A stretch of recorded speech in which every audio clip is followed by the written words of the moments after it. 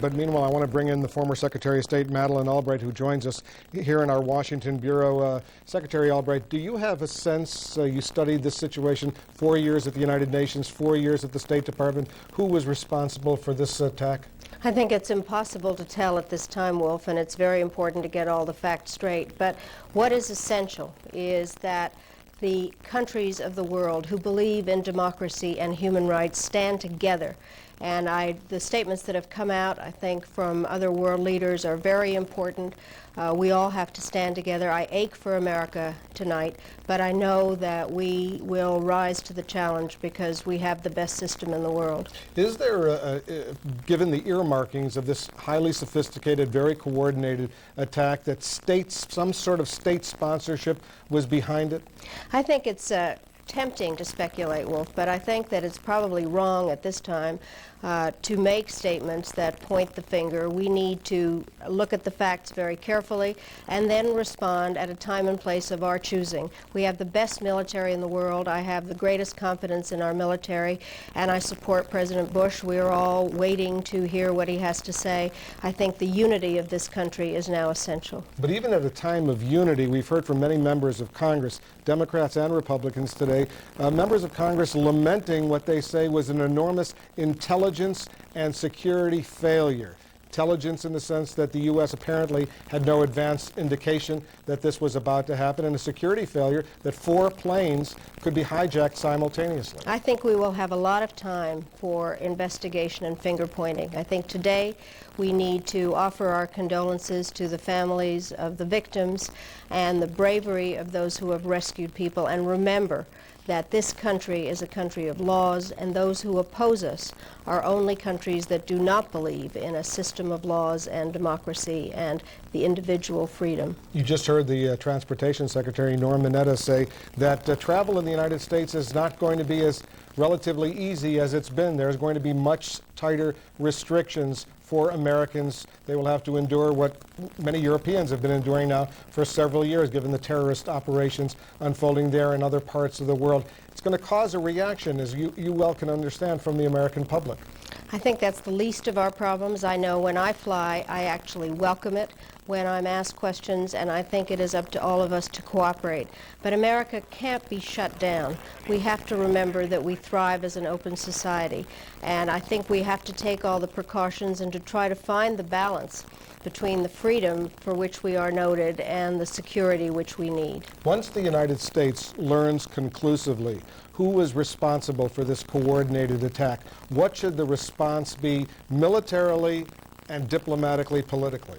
Well, I think militarily I will leave that to the defense people. I do know that we have the means to respond in whatever way we want to. We do have the best and strongest military.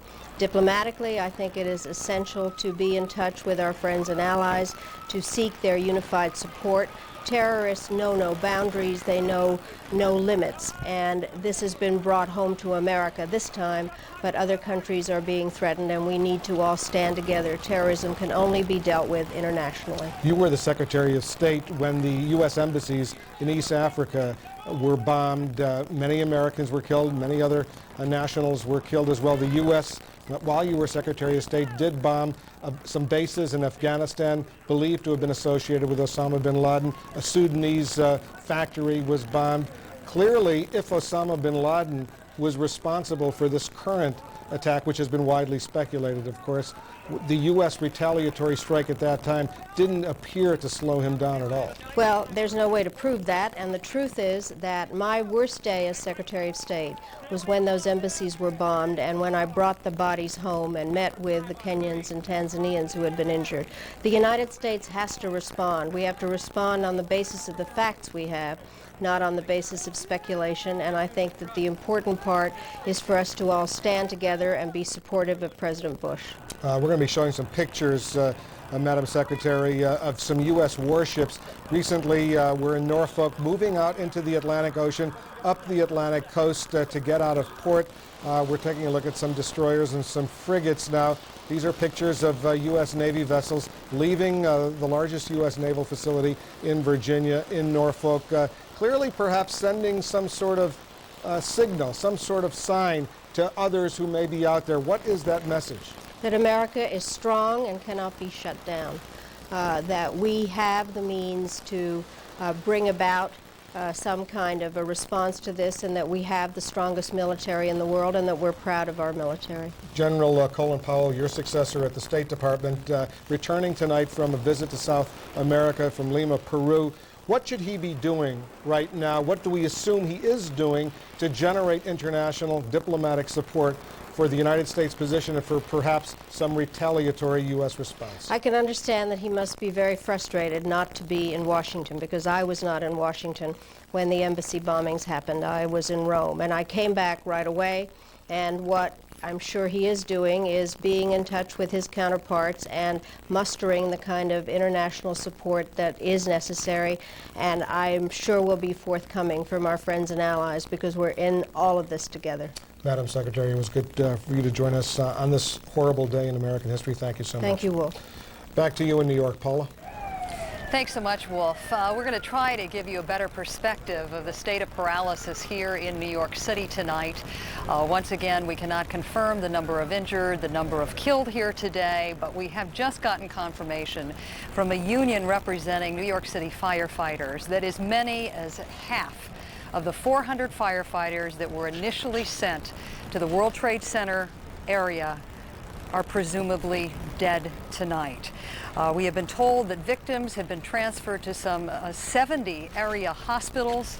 There are pleas for donations of blood from New York City residents. I, in fact, tried to donate blood today, and there was as much as a 5-hour line of volunteers all trying to heed this plea. Right now, I'm going to check in with Greg Clarkin, who joins us from St. Vincent's Hospital, where more than several hundred of the injured were taken. Greg, what can you tell us tonight? Yeah, we're about a block away from St. Vincent's Hospital in Lower Manhattan. This is one of the locations that has been set up since for a triage unit, as a triage unit since early this morning. Really an incredible scene at the hospital. What you see is dozens and dozens of hospital workers outfitted in their scrubs, just basically awaiting victims to treat. At this point, what we're hearing is that the pace has slowed down considerably. We've just been briefed by the president of St. Vincent's, that is David Campbell. He says at the moment there are 319 patients at St. Vincent's.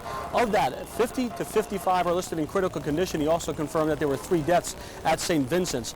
Also, New York Governor George Pataki stopped by. He spoke to the doctors as well as the victims. One of the doctors overseeing the operations in the emergency room today described some of the injuries that they saw early on. He said at the very early stages of this tragedy, what they saw were severe burns, a lot of trauma, and a lot of heart-related problems. Now, he said the heart attacks and cardiac arrest could be from pre-existing heart conditions or possibly induced by the trauma that the people saw at the World Trade Center today. Now, tomorrow they expect to get a different type of injury. Right now, the Trade Center is considered a hot zone. There are no rescue efforts underway, the doctor said, but tomorrow they expect that hot zone to be lifted, rescue workers to go back in. What they will be expecting then is what they call crush injuries, and that could be broken bones, anything that happens by people being buried underneath rubble, kidney failure, dehydration, and the like. They're expecting to see a whole different variety of injuries tomorrow. So again, from St. Vincent's, which has been a triage unit throughout the day, the scene has slowed down a little bit, but they do expect it to pick back up when the rescue efforts resume. Paula, back to you. All right, thanks so much, Greg. And during your report, I just got more information that the New York Police Department now confirms that there are 78 police officers on its force that are missing tonight. Right now, I'm going to turn to Richard Holbrooke, former UN ambassador, to provide some sort of perspective for us this evening. Mr. Holbrooke, we have heard General Shelton describe today's vicious acts as outrageous acts of barbaric terrorism. Senator Orrin Hatch called it an act of war. Senator John Warner calling it the most tragic hour of American history.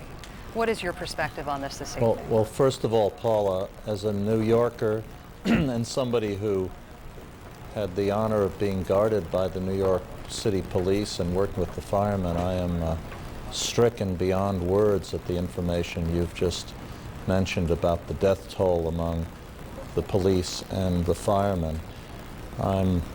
I used to work in that building and was there next door during the previous attack, and as in the 1993 case, New York City citizens have responded in this extraordinary way. Your description of the attempt to give blood is is so emblematic, those lines, and I'm just heartbroken about this. In terms of your question, and having listened to your interview with Madeleine Albright, I just want to add something to what she said, and that is this. In the past, Osama bin Laden and other terrorists who do not represent national governments, a distinction which is critically important, but are sheltered in various countries in the world, including Afghanistan, sometimes North Korea, Iraq, Libya, have played this shell game about where the government that shelters them and protects them says, well, we don't know where they are. I think it is absolutely essential for the United States to lead an international effort now that makes clear that any country which shelters people is part of an act of war against the United States. The United States, Paula, cannot make the response alone. It is true, as Madeleine said, that we have the finest military force in the world, and I've been privileged to work with them for over 30 years in Vietnam, in Bosnia, and all over the world. But I will tell you that unless we have international united front of the European allies, the Russians, the Chinese, and I want to stress this, the moderate Arab states, which must close ranks to get the extremists who are behind this, we're not going to be able to succeed. This is the beginning. After we get through the rescue phase, after we find out how the security failure occurred that you referred to, that Wolf Blitzer referred to earlier, we're going to have to turn to an absolutely non-stop diplomatic effort to create the pressure behind which we can take the necessary military action against this act of war. All right, I hear what you're saying, Ambassador, but it was Henry Kissinger who said earlier on today that we will be able to, or the United States at least, will be able to judge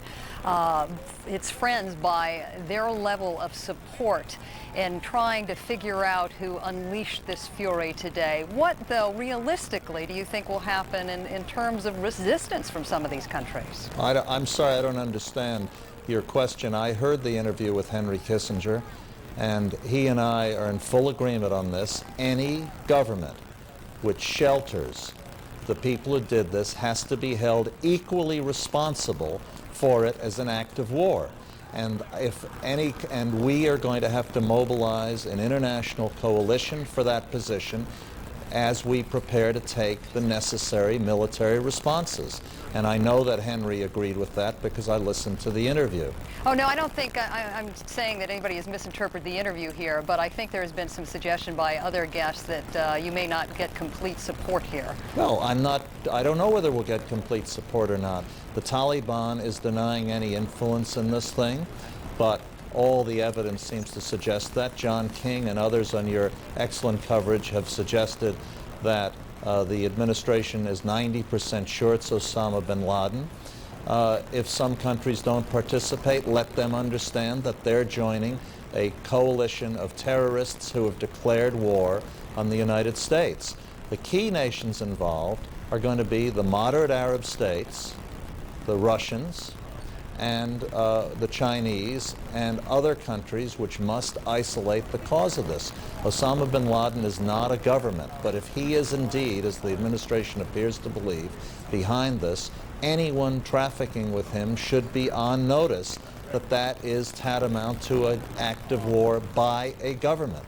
And I talked this afternoon to the Secretary General of the UN, Kofi Annan, who is trying to deal with the consequences of this for the UN. He's going to have to decide whether to postpone or cancel some major UN meetings that are coming up in New York, a children's summit in 10 days. And he has been talking to Arab leaders, and I think he will be very supportive of this. The UN will meet in General Assembly tomorrow to start the condemnation process, and we're going to have to conduct diplomacy alongside rescue and finally decide what the correct military response is. Mr. Holbrook, we're going to have to leave it there this evening. Thank you very much for your insights and some of your poignant thoughts on what it was like to have once worked in one of those buildings that no longer exist. Joining me right now is Jeff Greenfield, who has some thoughts on the magnitude of what was witnessed here today. I know Senator Dodd earlier today compared this to the equivalent of the bombing of Pearl Harbor.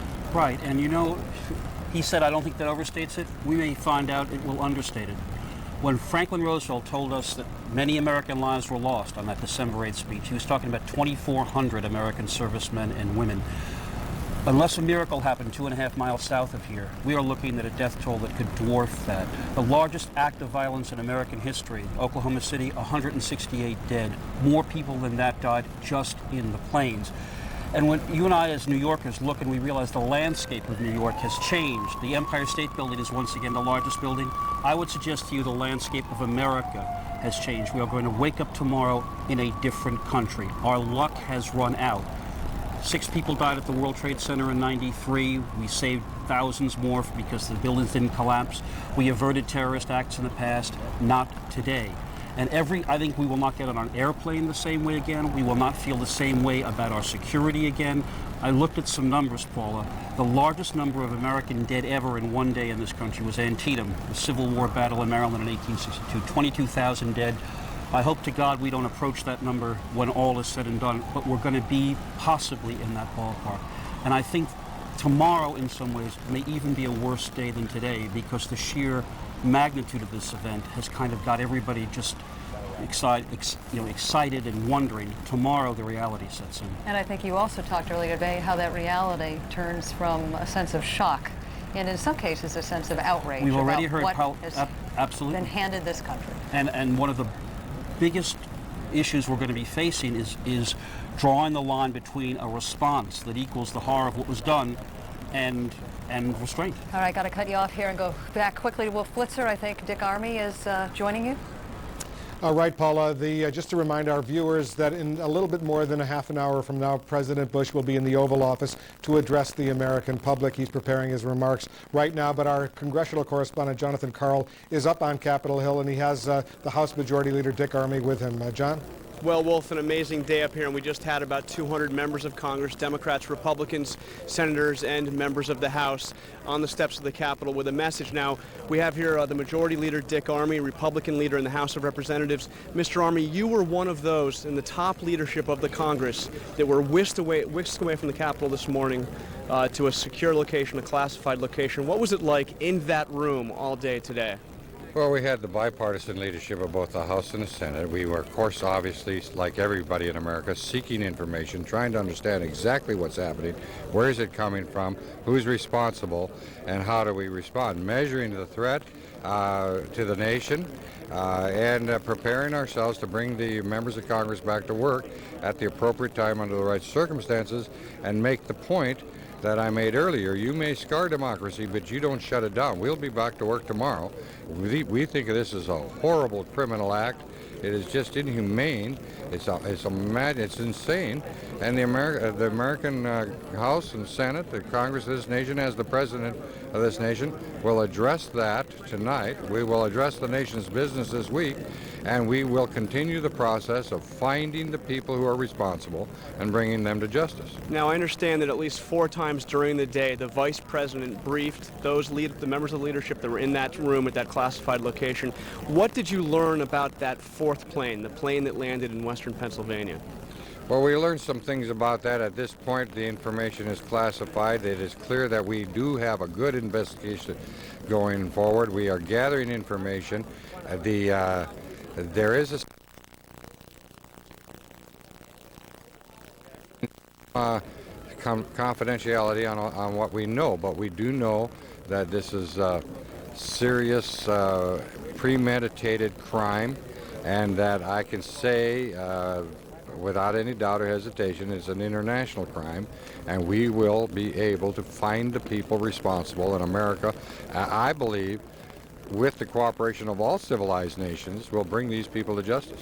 Now, over the Capitol Police radios this morning, there was a report that there was a plane headed for the Capitol building. What can you tell us about that? Was the Capitol in danger at any time during the day?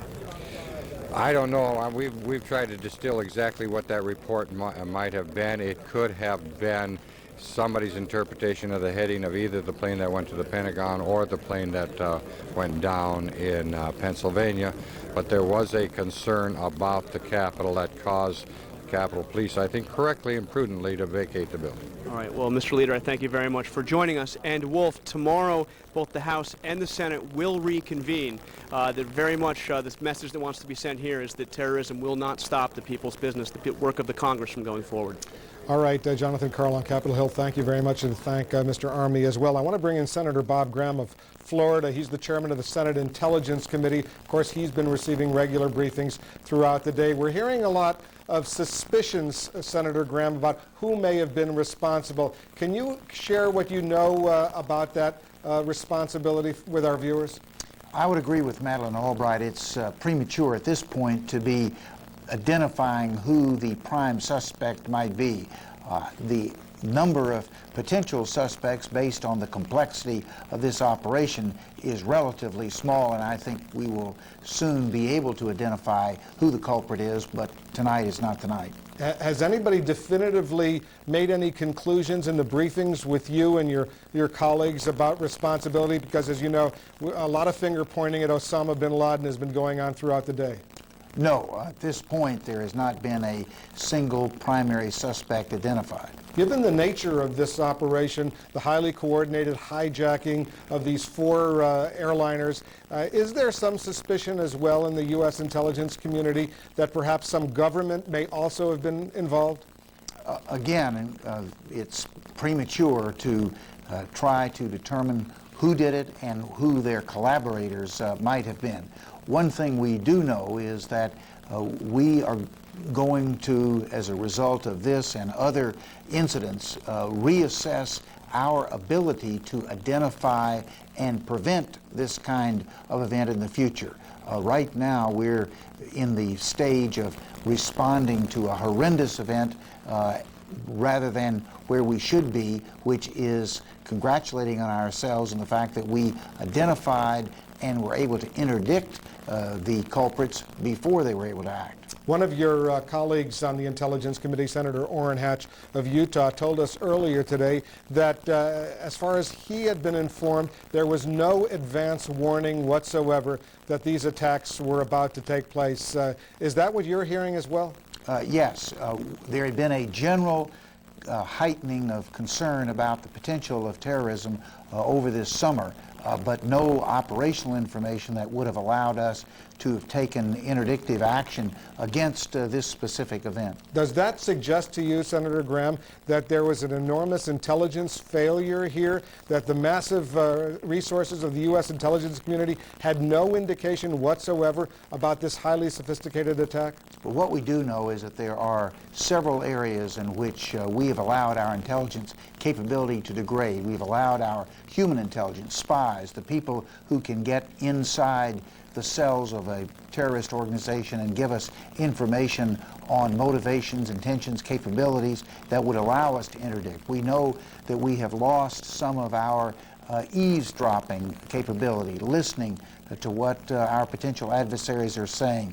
We also know that we've not been making the investment in the analysis of the information that we collect so that we can use it effectively to avoid an incident like this. I believe this occasion will drive home the point that the only real protection against terrorism is the best possible intelligence, and that is the only intelligence that the citizens of the United States should be prepared to accept. Senator Graham of Florida, the chairman of the Senate Intelligence Committee, thanks so much for joining us. And I want to go back to our congressional correspondent, Jonathan Karl. He's up on Capitol Hill, and I believe he has the junior senator from New York, Hillary Rodham Clinton, with him. John? That's right, Wolf. We're joined here by Senator Clinton of New York.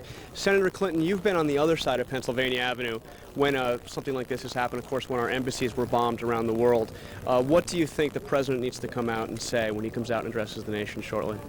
Well, I do have, some understanding of how difficult a time this is for the entire country, and we're all united behind the president. We are, as you saw earlier, with the legislative leadership of our country from both houses of Congress on both sides of the aisle, saying just as clearly as we can that this was an attack on America, and the President of the United States is our president, and we will support him in whatever steps he deems necessary to take, both in the retaliation that will be called for.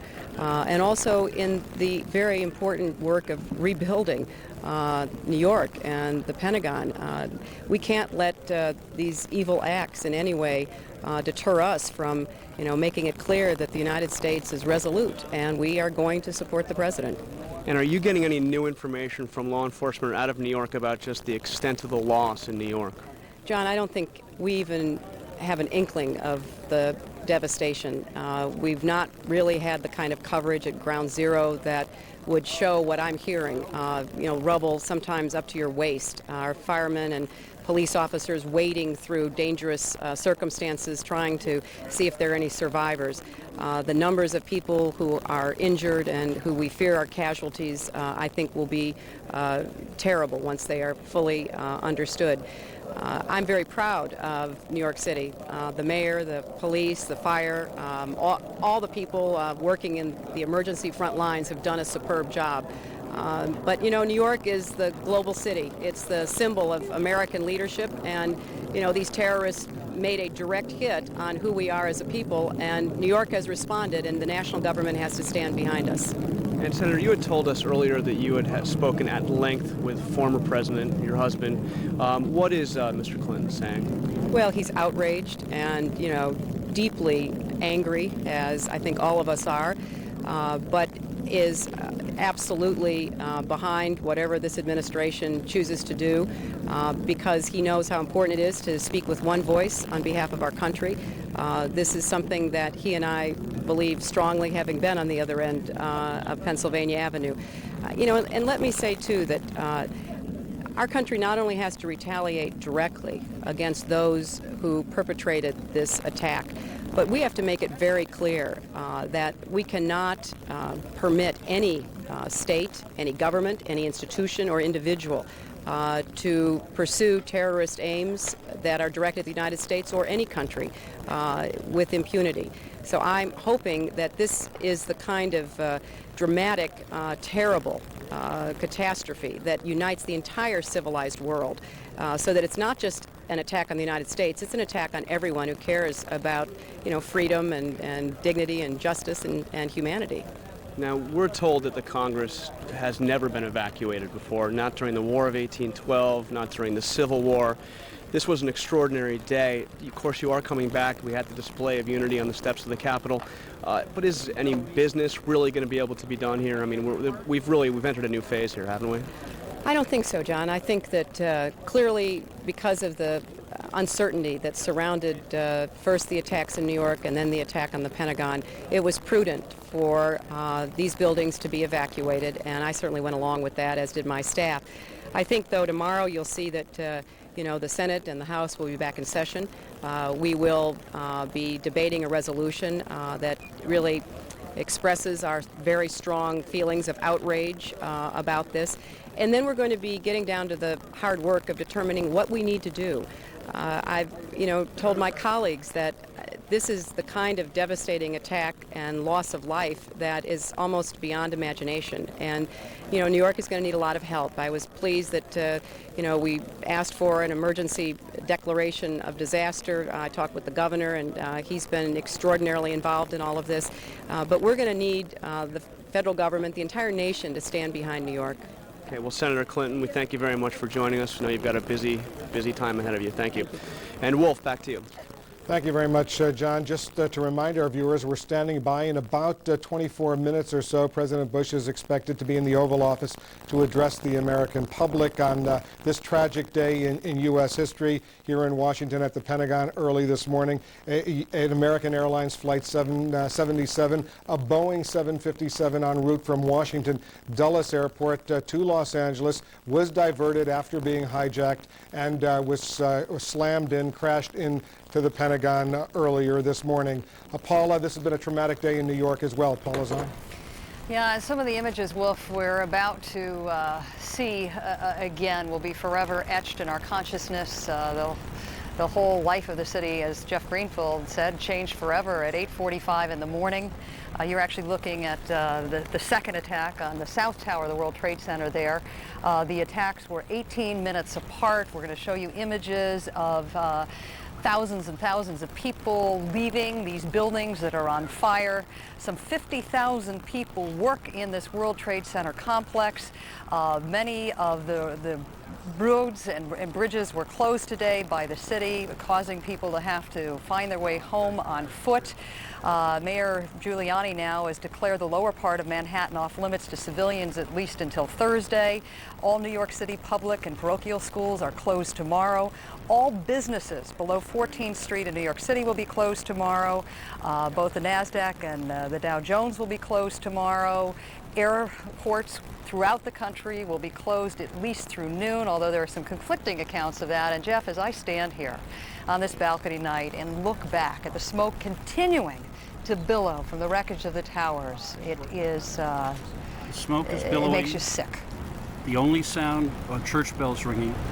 There's not a single sound of a commercial airline in the skies, which usually fill the night sky, and the Empire State Building, which is usually lit up at night, is dark in morning.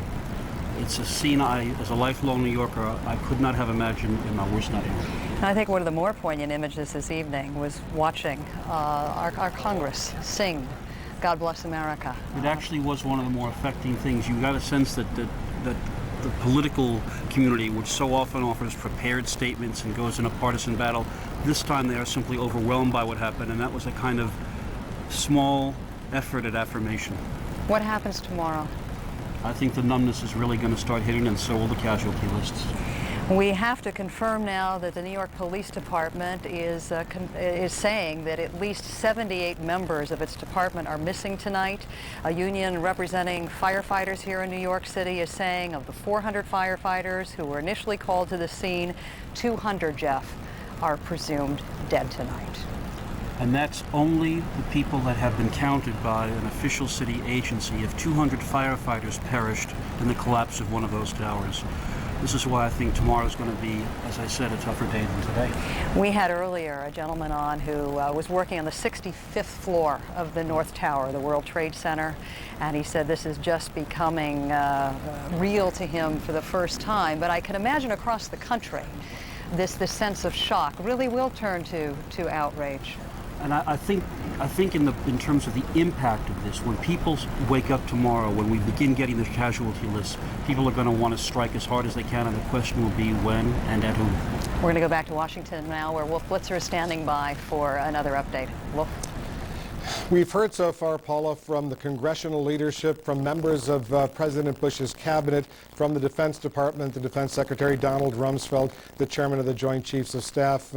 On this horrific day throughout the United States, we're looking at these pictures earlier today at the Pentagon when an American Airlines Flight 77, a Boeing 757 en route from Washington Dulles Airport to Los Angeles, was commandeered and was forced to slam into the Pentagon. We do not know the number of killed and injured, although the number is expected to be very, very high. I want to show our viewers the extraordinary newspaper editions of both the Washington Post and the Washington Times are now coming out with special editions. Here is the headline, "Horror," in a special edition of the Washington Times. Similar edition of the Washington Post was put out today as well. On this day, we're standing by. In about less than 20 minutes, President Bush will be in the Oval Office to address the American public. Bill Hemmer is in Atlanta. He now has more. Bill? Well, thank you. So much of our concentration for our coverage today has been focused on Washington and New York City, but there's another element to the story in Somerset County, that's in western Pennsylvania, southeast of Pittsburgh. United Airlines Flight 93, bound from Newark, New Jersey to San Francisco, went down in a field. CNN's David Mattingly, one of the first on the scene earlier today, now joins us with a live update from what's happening from that perspective. David, what do you have for us this evening as night has fallen there in western Pennsylvania? Well, Bill, we are standing right in the heart of farm country in western Pennsylvania. I'm surrounded by cornfields, green pastures, and rolling hills. But tonight, this normally peaceful setting is teeming with emergency personnel, hundreds of emergency personnel and state troopers. Their mission tonight to lock down the crash site of the United 757 right here in this area.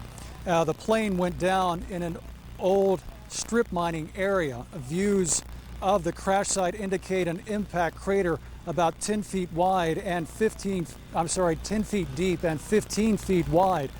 Officials report only small pieces of debris at the site, excuse me, giving you an indication of what kind of force was behind this crash. Now, residents say they were watching news coverage, and you can imagine their horror watching the news coverage in New York and Washington, D.C., and suddenly hearing a tremendous explosion here.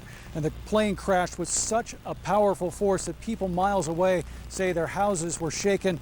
The school a couple of miles away, windows were shaken. Students and teachers who were watching also on television at the time were reportedly very upset.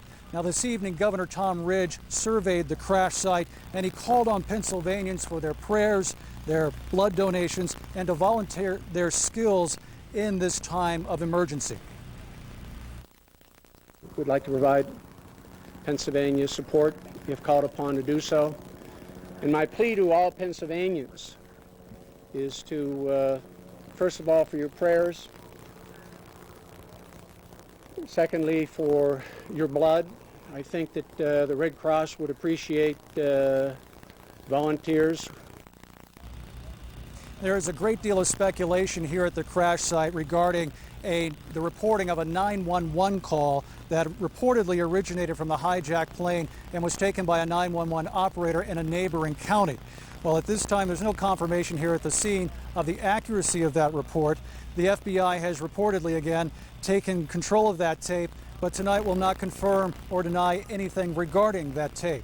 So obviously, possibly a key piece of evidence also being looked at in regards to this crash site. Bill. All right, David. David Mattingly on the scene there in Somerset County, western Pennsylvania. Again, 38 passengers on board, 5 flight attendants, and 2 pilots. And the indication David was given earlier by eyewitnesses who saw that plane go down, it appears that plane went directly into the earth again earlier today, 10:20 a.m. Eastern Standard Time. We'll continue to canvass the country, and it should be pointed out that a number of Americans in many major cities across the country, and even in the small towns, still somewhat disturbed and in a state of shock over what we're seeing throughout the country today. Here in the city of Atlanta, it is quite unusual to see a heavy commuter city like Atlanta to have so few cars traveling on its downtown streets right around rush hour. But that was the scene we saw in this southern city today, and a number of malls indeed closed as well, as people again continue to react to what we have seen throughout the day here. The president will speak in 15 minutes time, 8:30 p.m. Eastern Time from the White House, and certainly CNN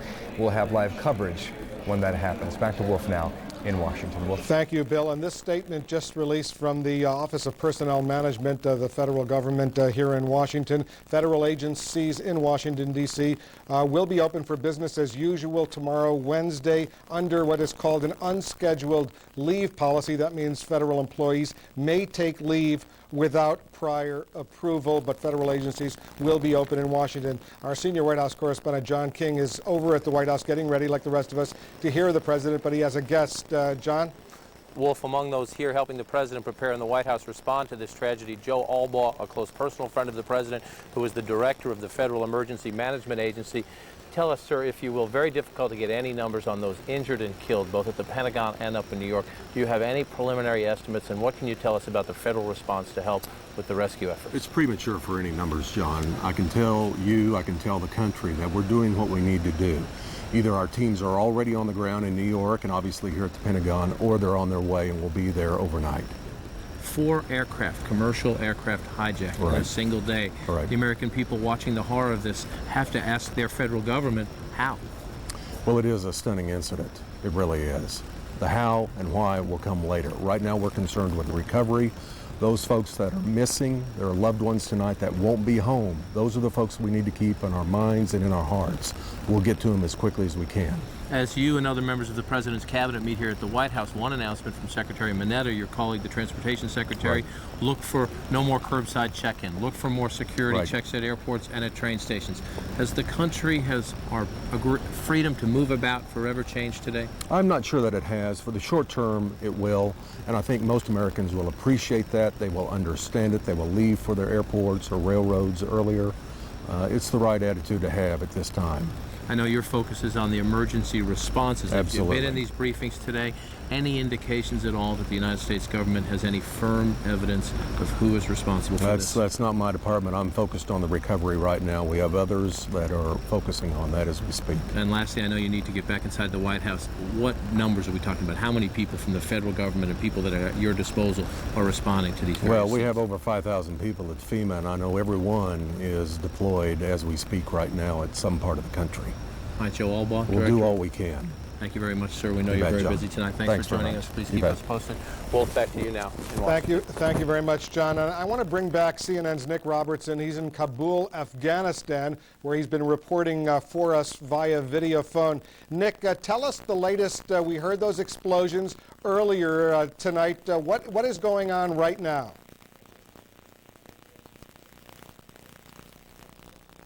Well, Wolf, it's about 10 to 5 in the morning, daybreak here in Kabul. We'll certainly get a better idea of the extent of the damage caused by those explosions we heard overnight. A little under an hour ago, we heard from a senior Taliban official who confirmed that the city was attacked. He said it was attacked by 2 helicopters, firing rockets, hitting an ammunition dump in the city. He said that the helicopters were sent by the Northern Alliance. That is the forces that the Taliban are battling to gain control of the last 5% of Afghanistan. The Northern Alliance said that they were responsible for those attacks.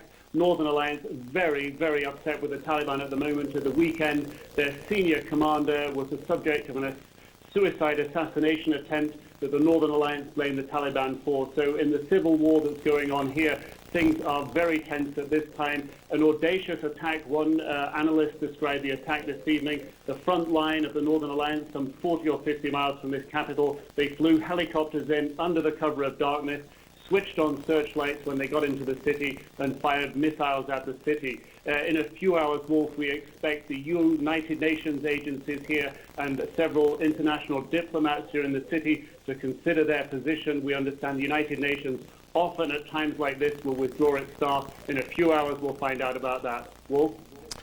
Nick Robertson, our man in Kabul, Afghanistan, thanks so much once again for joining us. Stand by. I want to bring in right now Paul Bremer, the former U.S. ambassador for counterterrorism. You spent many, many years studying these kinds of developments, perhaps not as horrendous as what has happened in the United States today. Whose fingerprints do you suspect are over this operation? Well, as the chairman of the Intelligence Committee said earlier, it's early to make any conclusions, but there basically are 4 groups that you can imagine having the capabilities of doing this. Bin Laden is certainly one. The others would be some of the more radical Palestinian groups, which might be able to do this.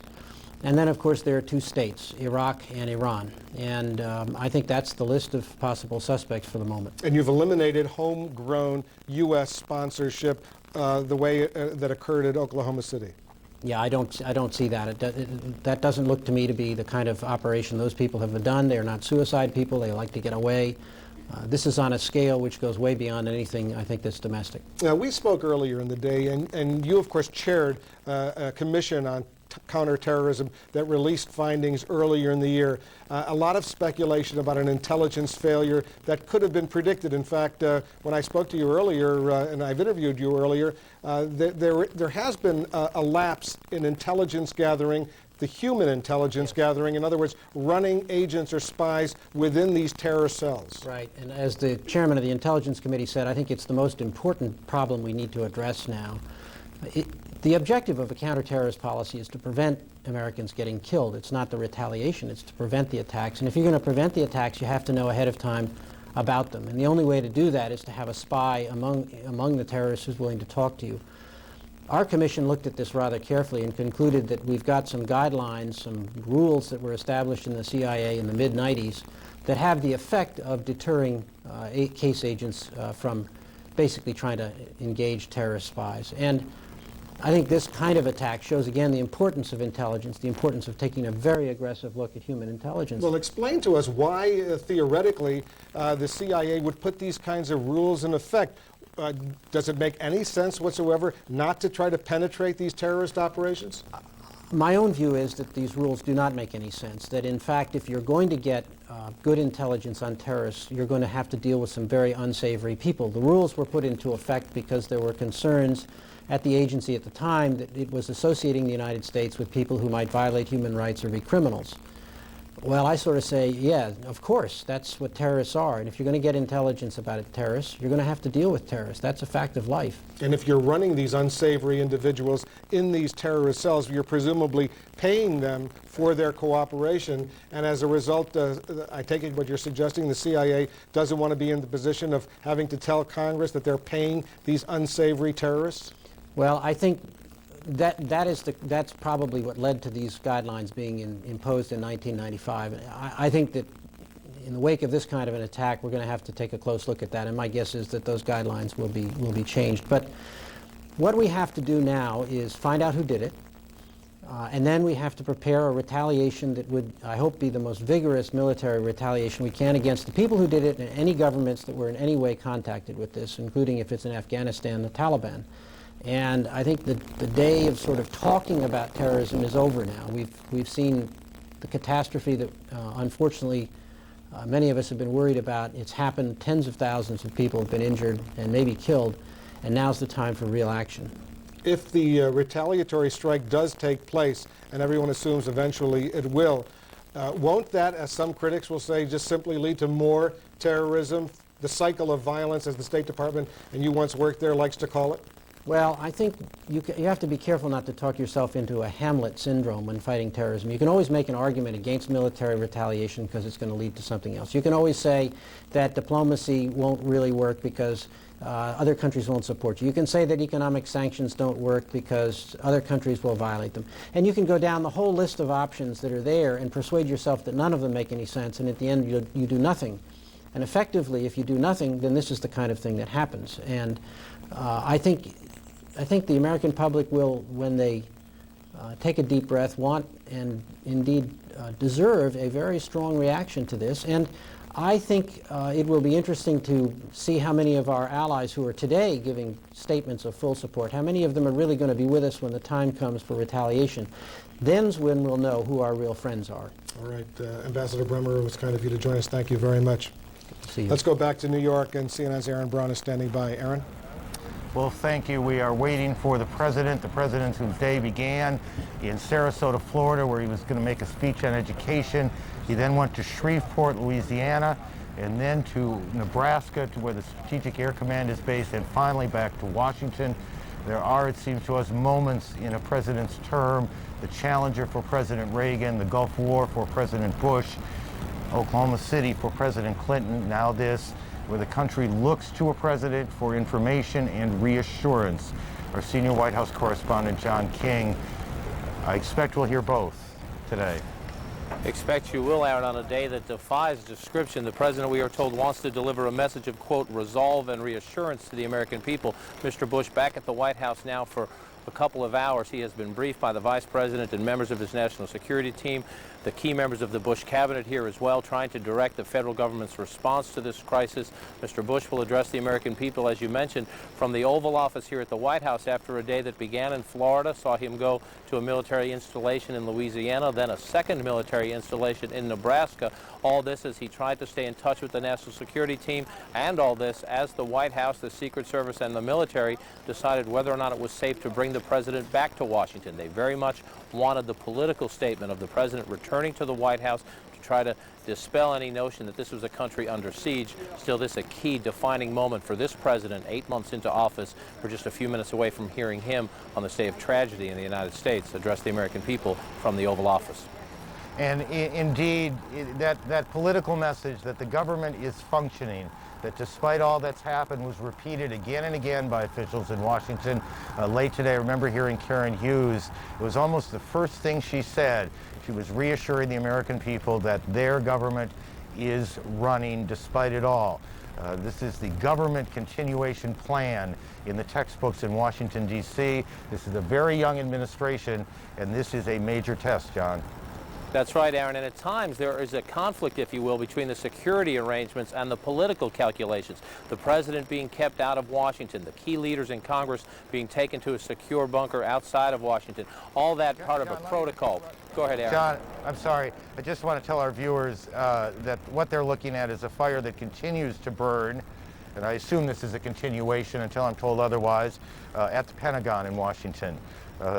These pictures that you're looking at now. John, I'm sorry to interrupt. Quite all right, Aaron. The picture's quite a devastating day, the scenes we are seeing today. What I was saying is there is at times a conflict between the security concerns and the political calculation. White House officials very much saying throughout the day they wanted to get the president back to Washington for the signal that sent. At the same time, there are a series of protocols they follow when they reach a full high terrorism alert, as the government reached today, not only for the president's security, but for everybody. The First Lady was out in public. She was taken to a safe location, just brought back to the White House this evening.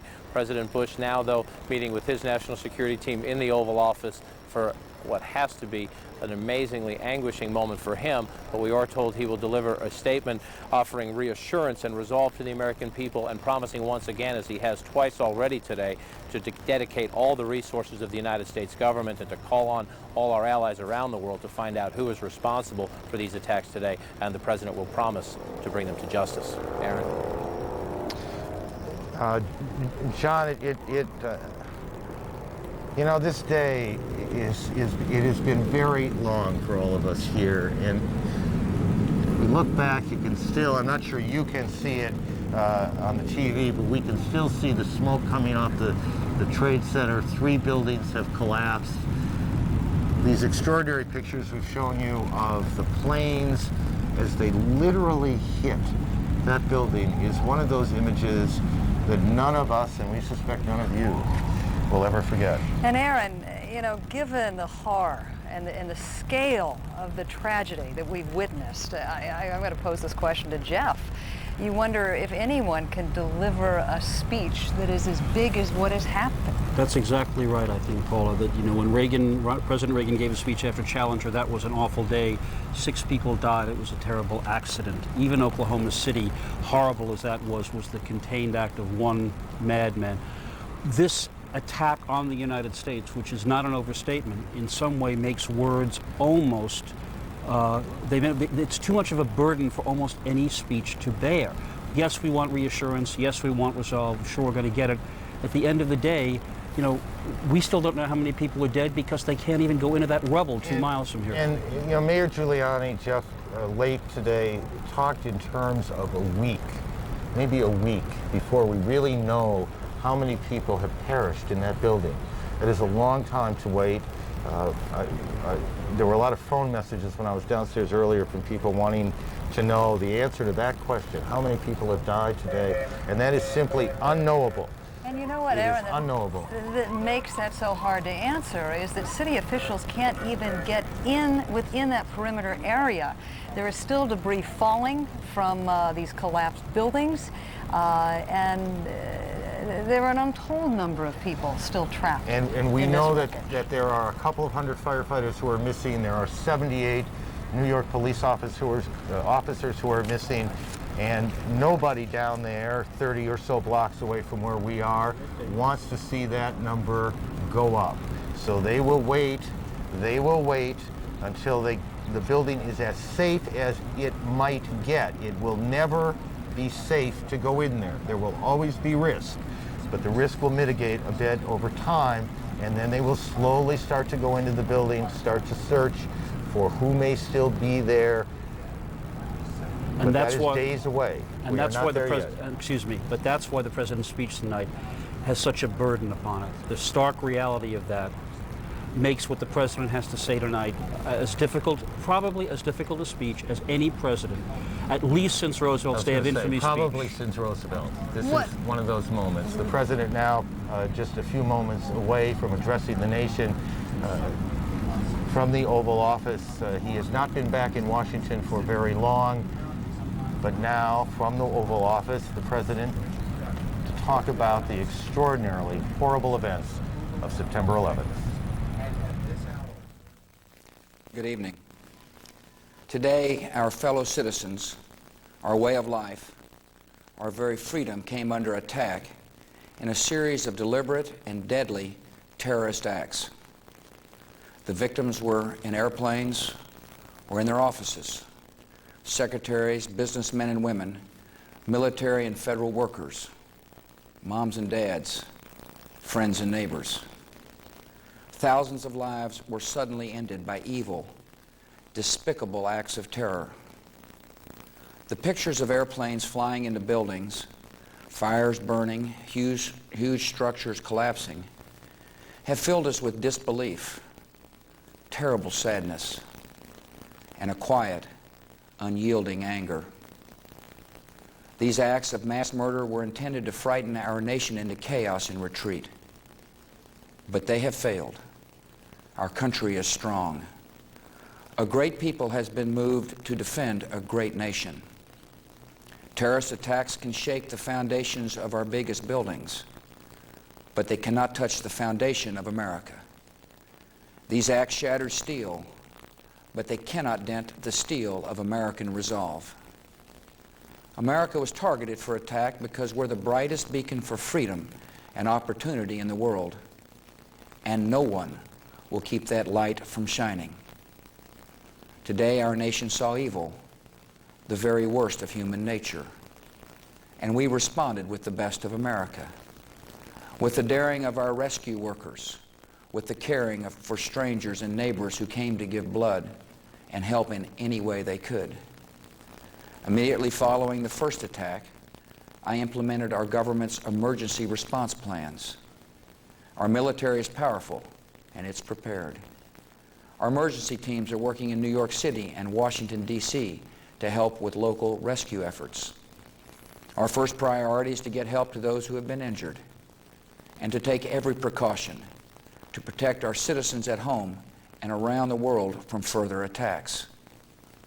The functions of our government continue without interruption.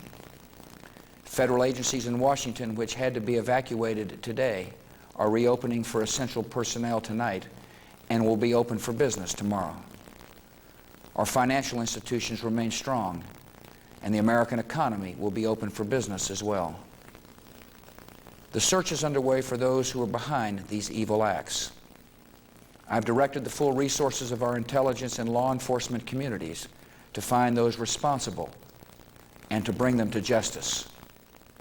We will make no distinction between the terrorists who committed these acts and those who harbored them. I appreciate so very much the members of Congress who have joined me in strongly condemning these attacks. And on behalf of the American people, I thank the many world leaders who have called to offer their condolences and assistance. America and our friends and allies join with all those who want peace and security in the world, and we stand together to win the war against terrorism. Tonight I ask for your prayers for all those who grieve, for the children whose worlds have been shattered, for all whose sense of safety and security has been threatened. And I pray they will be comforted by a power greater than any of us, spoken through the ages in Psalm 23. Even though I walk through the valley of the shadow of death, I fear no evil, for you are with me. This is a day when all Americans from every walk of life unite in our resolve for justice and peace. America has stood down enemies before, and we will do so this time. None of us will ever forget this day, yet we go forward to defend freedom and all that is good and just in our world. Thank you. Good night, and God bless America. President George W. Bush from the Oval Office tonight, almost, not quite, but almost 12 hours since the attack on the World Trade Center, the first plane hitting the Trade Center just a little bit past 8:45 this morning. The president said there is a quiet, unyielding anger in the country. We were attacked, the United States, he said, because the country is a beacon of freedom. And in talking about the efforts to find the people responsible, he said, we, the country, will not only go after those who did it, but those who harbor them. Our senior White House correspondent, John King, joins us. John.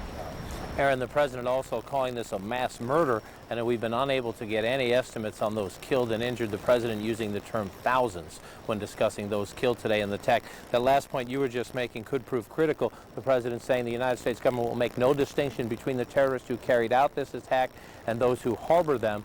Just before the president was speaking, I checked in with a couple of congressional sources who are telling CNN that in private briefings today, key members of Congress were told by senior administration officials that the administration is, quote, confident, based on the early evidence in this investigation, quote, confident that Osama bin Laden is responsible for this attack. Now, in those briefings, we're told the administration did not say that with a certainty, but did say it was confident, that it had hard evidence in hand, that the investigation was continuing. That could be a significant thing to follow up in the days ahead based on the remarks of the president from the Oval Office to the American people tonight. Aaron. Mr. bin Laden has been an elusive character out there for a long time now. I guess he is on notice today. I think the president pretty clearly made that known. But he has not been easy to find, Mr. bin Laden, has he? He has not been easy to find, and there has been a great deal of criticism, some from the Congress, some from members of this president's cabinet now during the prior administration, that the United States government was not doing enough on the second point, not only to try to go after Mr. bin Laden, but to take action against those governments that provided him sanction. That a key distinction the president making tonight, obviously, as we learn more about the investigation in the days ahead and the outreach from this government to allied governments around the world and perhaps to other governments suspected of giving aid and comfort to Mr. bin Laden in the next few days as we assess the grim death toll and those injured in the days ahead. That's something else to keep an eye on as well. Aaron. John, thank you. John King, our senior White House correspondent. Paula? And earlier on, Aaron, we were talking with Jeff Greenfield about the challenge of the president delivering a speech where the toll has been so enormous. Jeff, your reaction to the president's words tonight? They are the words that he had to speak. But again, the question is, when the president says, it may have shaken the foundations of a building, but it did not shake our foundations and ourselves. That's what a president must tell us, and it's what we want to believe. But I venture to say in the country today, there are a lot of shaken people, not just in this city. And I think the key is not so much the words that were said tonight, but what happens in the days and weeks ahead. How different a country are we going to find? How much are our movements going to be restricted by the need for more security? The only other point I want to underscore John King's point, Richard Holbrooke on our air said, if the Taliban in Afghanistan is shielding bin Laden and he is the one responsible, they must feel the full force of our response. When the president said we will make no distinction between the terrorists and those who harbor him, I think that's very much the point he was making. There was a report in an Arab newspaper that is actually based in London, where the editor actually indicated that Osama bin Laden had telegraphed this attack as long as 3 weeks ago. If that is true, one could expect there to be some political fallout from this. Peter Bergen, who interviewed bin Laden 3 or 4 years ago, and who was on our air earlier, made the point that every time bin Laden has been involved in an attack on American interests or personnel, he has in fact telegraphed, as he did presumably with the USS Cole and other events. And he said bin Laden, who once targeted American soldiers, has now changed his view. Any American civilian, by virtue of being a taxpayer, bin Laden thinks, is complicit in what he regards as America's misdeeds. So, you know, that's why the speech tonight is just the first of a very long chain of events whose end we can't possibly predict. Meanwhile, as we all know, New Yorkers wake up to a completely different landscape here tomorrow.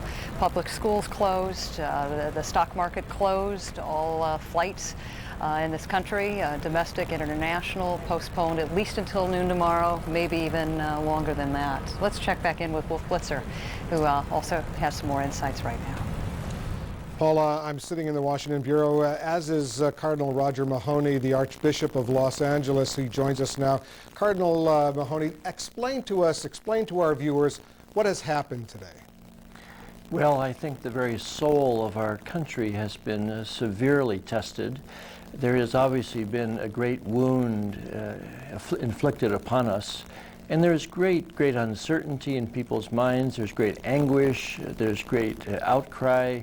But there's a numbness and an emptiness. And I think when the president called upon us to reach into the inner depths of our being and find that source of light, I think he has given us the insight we need. We in this country are people who, by and large, believe in God. We are people who believe in prayer.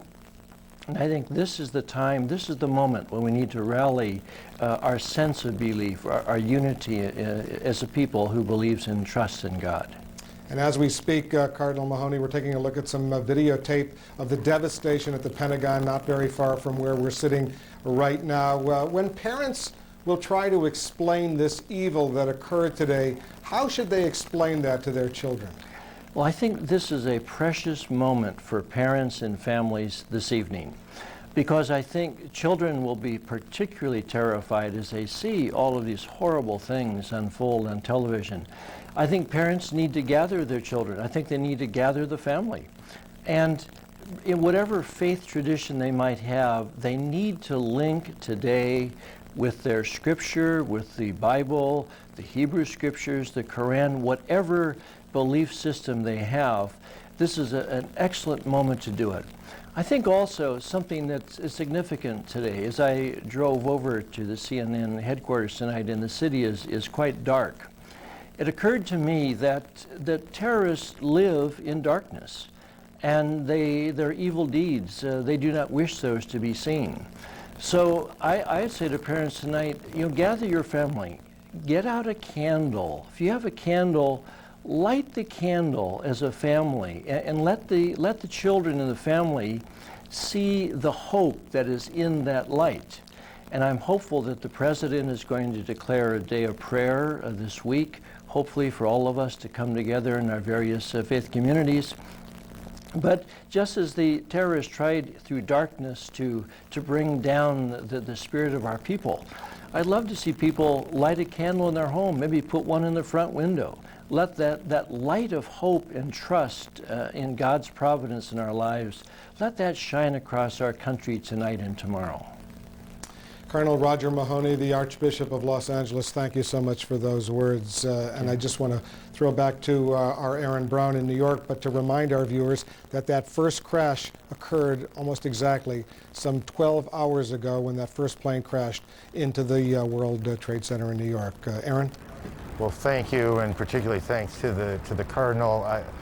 Those were extraordinary words, and much needed, I think, to remind us how we might deal with the issues here with our children. I think all of us at some point today have wondered how we are going to explain this to them. Larry Eagleburger has been a part of a number of administrations in the diplomatic positions. He's, I think, familiar to many of you as well. He joins us from Charlottesville, Virginia, I believe. Again, good evening to you, sir. It's nice to see you again. Good to see you. I want to go back a few hours to conversation you had, because if I remember it correctly, you talked specifically about two things that came up in the President's statement. One is that we need to be proactive. The country needs to be proactive in attacking terrorist groups before they attack the United States. And this is the point the President made, that it is not enough to go after the terrorists. You also must go after those who harbor the terrorists. Heartened by the President's words tonight? Very much so. I thought it was a superb speech. I'll tell you something. I think we're all going to find that the American people are much tougher than some of the commentary tonight that I've heard would imply. And if you have the leadership that I think the President demonstrated tonight, and if we carry out the words he said, and we do in fact act hard against not only the terrorists but those who have housed them, I think we will find that we have struck a real blow for beginning the end of this terrorist tragedy that's taken over the world for so long. We won't win it all at once, but if we now really start to take seriously the words that the President said, both in terms of attacking the terrorists and those who mother them, I think we can begin to see this thing turning around. And I think the American people will be totally in support of that. Secretary Eagleburger, what is it that you've heard from commentators or anyone else that made that perked your ear there, that suggested the American people did not have the resolve or did not have the toughness to deal with this? Well, I don't want to carry it too far, but what I've heard is, they're all shaken. There's some implications that we're not going to sort this out too quickly. All I'm saying is, whether we've been shaken or not, if you watched what went on in New York City today, and particularly the police and the firemen, but also average New Yorkers, in the ways in which they responded to try to take care of each other, I was, in fact, very much impressed by their guts and their ability to deal with these things in a rational way. And I think it showed a great deal about the city of New York, which has not always been my favorite place. And it also showed a great deal about the American people. And I think you're going to find that we are going to be really prepared to back the president all the way. Now, in this sense, I do think it's like Pearl Harbor, because it's Pearl Harbor that led us all to come together to defend ourselves against the Japanese. I think this is Pearl Harbor in a sense, in bringing us now to look at this terrorist issue as in fact we should look at it, which is if we don't deal with it now, it will be so much worse as the years go on. Secretary Eagleburger, thank you. It's good to talk to you again. If I could just second one thing he said. Of all of the images that we've seen in the 12 hours that we've been here, it is a scene of New Yorkers calmly evacuating the area, very slowly walking, no panic, no screaming, helping one another, that has stayed with us. It is not the most dramatic picture, but it is one of the most telling pictures we have seen about how people respond in moments of extraordinary crisis. Paula? I'll also tell you, Arian, the story that hasn't been told is the generosity, the spirit of the New York people. I mean, a lot of New Yorkers get a bad rap here, but the fact is there was a plea made for people to donate blood, and at many area hospitals there were as many as 4 to 5 hour waits. Yeah. People lining up. This is a city that has taken a number of terrible hits in recent time, but in moments like this, it is truly the best of us that we saw today. And I don't think it's simply New Yorkers. I think we would have seen this most anywhere else. But they're a tough group out there below us, 30 or 20 floors. And they handled an awful, awful experience today with extraordinary calm, to which I think we all are grateful. All right, right now I'm going to check in with James Kallstrom, who was formerly of the FBI. Welcome. Thank you for joining us tonight. Well, sir, can you explain to the American public how it is possible that 4 commercial airliners were hijacked in a several-hour period? I don't think we can explain that right now, Paula. I mean, we'll be answering those questions in the future. I can tell you this, that everyone in law enforcement and the intelligence agencies prayed and hoped that something like this would never happen. It has happened. I thought the president gave a great speech tonight. I was particularly impressed. It's a bit redundant from the other speakers, but his discussion of there will be no difference between those that committed this horrendous act and those that supported, harbored, assisted this horrific act. I think that's a very, very key point. And as the days roll out, the United States, this great country we all live in, and the heroism that you saw on the streets of New York, I saw that day in and day out in smaller tragedies, and I'm sure we see that throughout the United States. But as the days wear on, the United States and the Allies, if they carry out what the President said, we'll be far better off for it. If you would, sir, though, would you come back to the vulnerability that was exposed today? What is the significance that 2 planes were successfully hijacked from Boston? What is the significance of the fact that all 4 of these flights were cross-country flights? Well, I mean, I think we can read into that, Paula. I don't know the answers. It would seem like the interesting and tragic thing is that people would give their lives that could also fly sophisticated airplanes, that they apparently could get on these airplanes through generally good screening techniques. I heard one report that they were carrying knives or box cutters, and that could be. How do you get through security with box cutters on you? Well, I'm not going to go into all the different ways that could happen, and I don't know exactly what happened. I don't think now is the time to try to figure that out. Obviously, people want to know that answer, but I think now let's concentrate on the dead, the families, those that are still alive in the rubble in New York, in the Pentagon, out in Pennsylvania. Let's work like crazy to find out who did this. That's what's going on right now. And let's bring those folks to justice. And let's do what the president said. Let's see no difference between those that did it and those that helped it, harbored it, assisted it. Let's do that.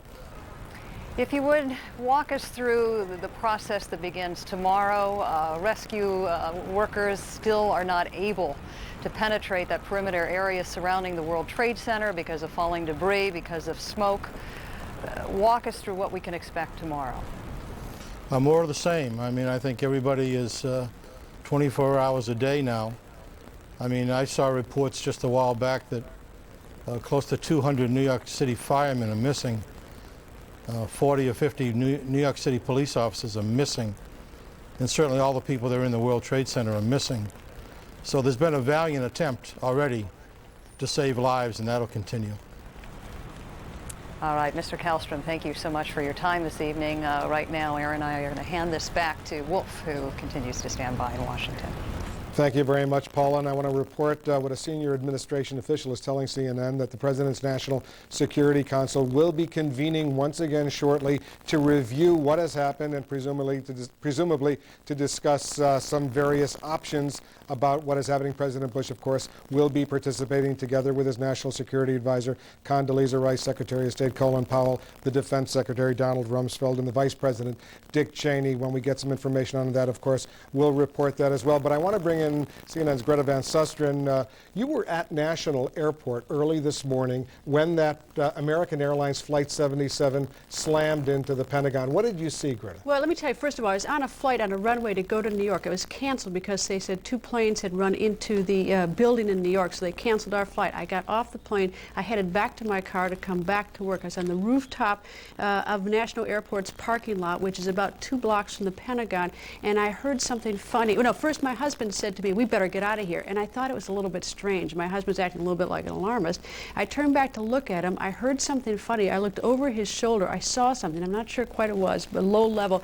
Then all of a sudden there was silence. Then there was a kaboom, and then smoke came billowing out, and I knew that it was the Pentagon. The Pentagon's about 2 blocks, of course, from National Airport, hidden behind some buildings, and there was just smoke and debris flying all over, coming up in the air. Obviously a very terrible sight. And we're taking a look at some live pictures right now. You can see the fires still continuing at the Pentagon now, some 12 hours later. What was your first thought, though, when you heard that kaboom? Did you have any sense what was really going on? At that point, I knew there was a big problem. I knew it was the Pentagon, and I knew that something horrible had happened, and I could see the magnitude of it. And it was really one of terror, because we had no idea, was there more coming? Was National Airport next? It was only 2 blocks away. Cell phones went down. I tried 2 cell phones, was having difficulty getting through. I finally did get through to CNN, but the traffic was tied up. You heard plenty of sirens and almost no information till I got in the car and did find out what happened.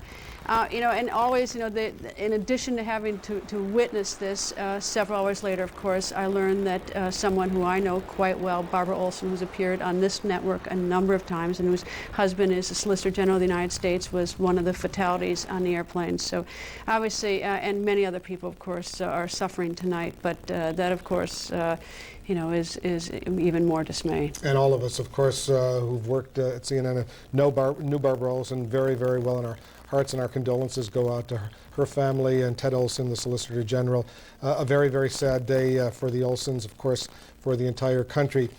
Greta, put on your legal hat now. What is going to happen legally right now? Walk us through what we can expect. Well, first, obviously, I can't tell you what the President of the United States is going to do, but there seems to be at least something the country is going to do. The President obviously has indicated the country is going to do something. But assuming that action is done, something is done, the President, there's also the possibility of some sort of legal remedy. It's not much of a remedy, but it has happened in the past, is that we've gone over and nabbed terrorists, brought them back to this country, and tried them for terrorist acts here on American soil, or for acts that they've committed against American buildings overseas. And of course, they can get the death penalty if proven guilty. What's interesting about this, and what people should know, is that oftentimes it's done in a conspiracy charge, and if you have any involvement in a conspiracy, for instance, you just stick your toe in the water of a conspiracy, you're in for the whole thing. So a lot of people can be brought into a conspiracy for almost just a minor act aiding the conspiracy. Not just the ones who are responsible for planning and causing the deaths, but if you in any way just assisted a little bit, you're in for the conspiracy and you could face the death penalty. All right, Greta Van Susteren, thank you very much. Stand by. I want to go back to New York. Aaron, Paula, and Jeff are standing by. Guys, take it over. Well, thank you. It is another day in Asia already. The Nikkei is open, the Japanese stock market.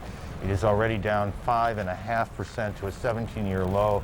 This is not unexpected. It is the kind of thing that happens when there is instability in the world, and there is instability in the world today, certainly in our world today. Jeff, it seems like days ago that we began this. Tell me where you are right now.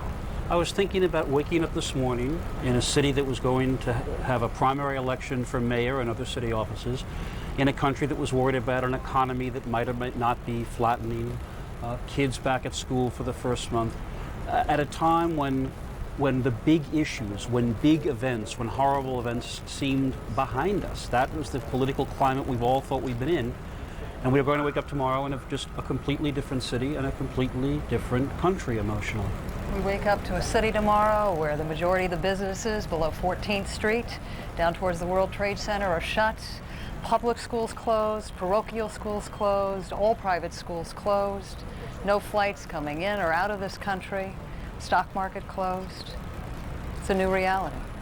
And as Jeff expressed earlier on, I think you said it pretty pointedly, our luck ran out. It is, when I walked off here for a short break around 6:30 or so, I thought about my daughter, who's 12 and a half, and I wondered if she, in her school, was taken into the gymnasium, as I was in November of 1963, when President Kennedy was assassinated. I remember everything about that moment, and I wondered if she will remember every bit of that moment as well. I wonder. December 7th, 1941, September 11th, 2001. I think this date may well have been in trade. Larry King Live is coming up in just a moment. Before we go to Larry, we want to take you back to one of those moments today. It happened at the Capitol. Democrats, Republicans, senators, representatives gathered on the steps of the Capitol to show that the government was running, that they were there, and the country was strong. Tonight with the light from above, from the mountains to the prairies, to the oceans, white with foam. God bless America, my home, sweet home. God bless America, my home, sweet home.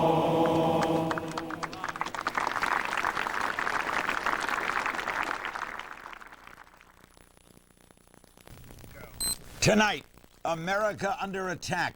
Horrible images as terrorists strike against symbols of wealth and power. The casualty count unknown, the damage unspeakable. I'm Larry King. We'll have a full hour with lots of guests. We begin with the governor of New York, George Pataki. Governor Pataki, what can you tell us when you bring us up to date on statistics here? We have to go through this. Firemen, policemen, people, what? Well, Larry, we're just not looking at statistics yet. We're still doing everything in our power to do the searching and rescue efforts because we hope there are still people that can be rescued. The city has the finest emergency forces anywhere in the world, and we've augmented them with our National Guard and state emergency forces as well. And there's an ongoing effort to try to rescue as many people as possible and to make sure we provide the best possible care to those who have been injured. So the time for counting is later, the time for action is now, and that action is underway. We do know, however, that 200 firemen and 78 policemen are missing, right? We do know that numbers of police and fire are missing, and it's a tribute to their heroism, that they went down there and risked their lives to protect others and try to save other lives. And, you know, Larry, this is a very dark day for America. But out of the darkness, you see the spirit and you see the hope. I was at St. Vincent's Hospital a little while ago visiting some of the injured firemen and injured policemen, and they were asking about if they could go back to try to do more to help uncover their comrades and the people who are still at risk. So the spirit is strong. We will get through this. Governor, you've been close to being inside and near this. Can you tell us what's going on? Well, there's still very great risk downtown of possible additional building collapses, so that's why we've ordered, along with the mayor, New York City south of 14th Street to be shut down. And right now it's simply a matter of trying to contain fires and work through the rubble. We have National Guard heavy equipment, wreckers and tow trucks and others on trying to help out with the police and fire who are going through the rubble and trying to just find as many people that we can save and rescue and help those who need our help as possible. At the same time, we're making sure that the city and the surrounding area is as secure as possible. And again, Larry, I got to tell you that the spirit of the people has been enormous. They haven't been intimidated by this horrible act of cowardly terror. I was just out on a block where from blocks people were lined up waiting to donate blood, not cowed by this terrorism, but showing their faith in America and belief in tomorrow, and that's what we have to make sure triumphs here. Governor, how close have you gotten to the scene itself? I've gotten downtown, but I haven't gotten all the way down to the towers themselves, perhaps later on. But what I've been trying to do is coordinate response and make sure that we have the best possible efforts, and I believe we do. And Larry, I also want to say that the cooperation, not just of the city and the state, but the surrounding states, the federal officials have mobilized resources from around the country to help us out, and they are here. And we've gotten expressions of support and condolences from around the world, and we're going to get through this. We're united as a people, we're strong as a people, and we will get through this and make America and New York even stronger. We know the military's on full alert and aircraft carriers are coming to your harbor. Is there fear of possibly more? Well, Larry, I think the federal government's looking to reassure us by having this presence, and we're delighted to have that reassurance. There can never be guarantees. No one predicted this. No one anticipated or had advance warning of this attack, so you never know what tomorrow might bring. But my understanding from my communications with the President and the White House is that they are unaware of any additional specific threats. Obviously, we are on the highest possible state of security and alert, and will continue to be so. Where were you when you heard of the first crash?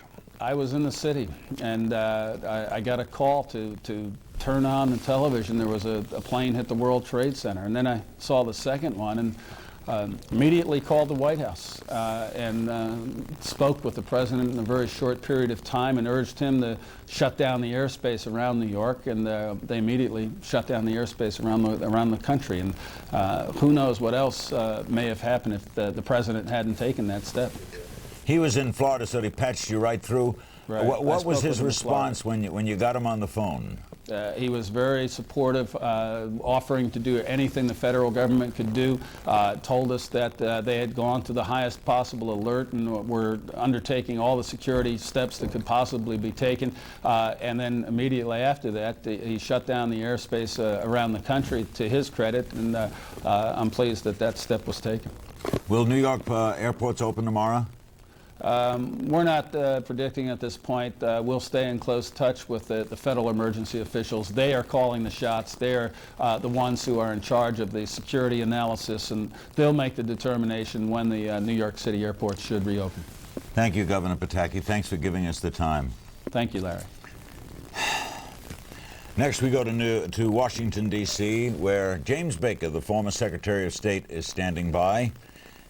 Is this, Mr. Secretary, a failure on the part of American policy?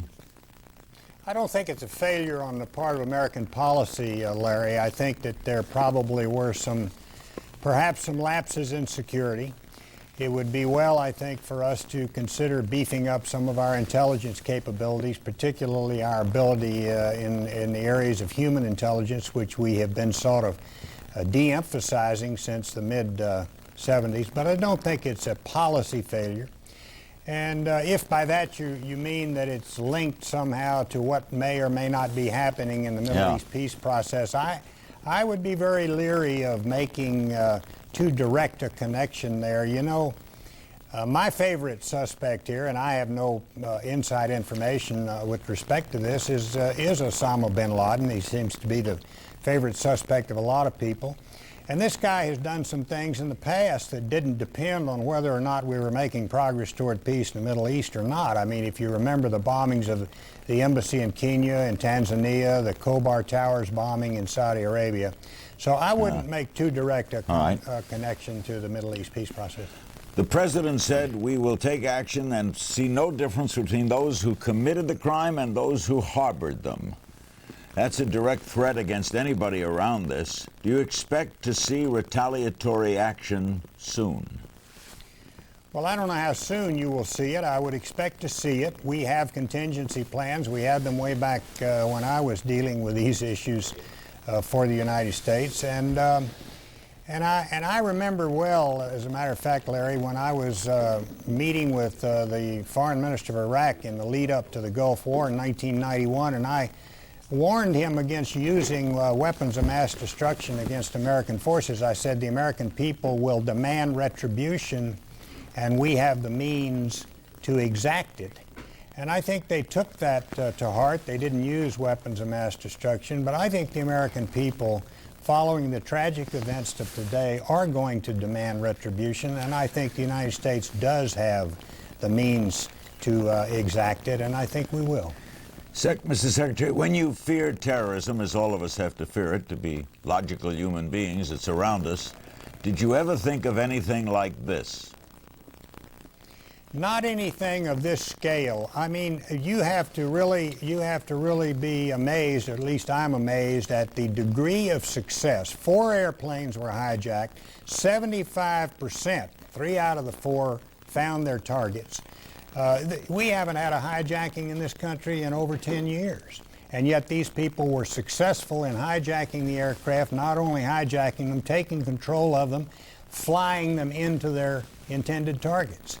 It really is rather surprising and rather amazing. And I'm reminded also, Larry, of the successes that American counterterrorism and counterintelligence forces have had through the years. I remember during the time that I served, any number of instances where we would have a threat and we would catch it in time and we would roll it up. We would prevent it from happening. That happened over and over and over again.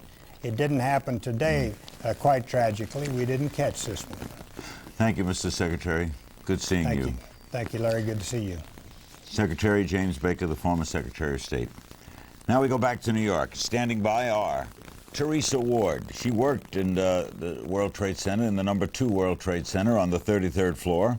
Bill Heitman, who worked on the 81st floor, was also working at the time of the 93 bombing. John Avarone, who works at the World Trade Financial Center, that's right next door.